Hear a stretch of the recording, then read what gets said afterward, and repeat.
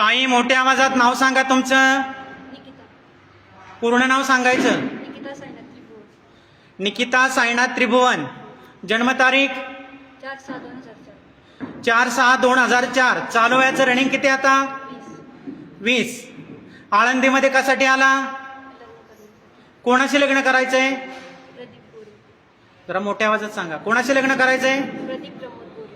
किती वर्षापासून ओळखताय? 3 वर्ष. 3 वर्ष झालं. त्यांनी काय लग्नासाठी तुम्हाला धमकावलं, ब्लॅकमेल केलं, पैशाचं आमिष दाखवलं? स्वतःच्या मर्जीने करताय? करायचंय लग्न का थांबायचं? त्यांच्याबद्दल माहिती घ्यायची नंतर करायचं?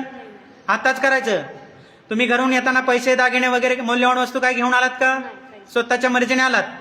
करायचंय लग्न? तुम्ही जे डॉक्युमेंट सादर केलेत कार्यालयाला ते बरोबर आहेत सगळे? त्यात काय चुकीचं आढळलं तर कारवाई होऊ शकते. त्या कारवाईला तुम्ही स्वतः जबाबदार? करायचंय लग्न? दादा मोठ्या आवाजात नाव सांगा. प्रदीप गोरे. जन्मतारीख 4/10/2002. चालू वयाचं रनिंग 21. चालू वयाचं रनिंग 21 पूर्ण आहे का तुम्हाला? 21-22 रनिंग आहे. 21 पूर्ण झालंय? कंप्लीट.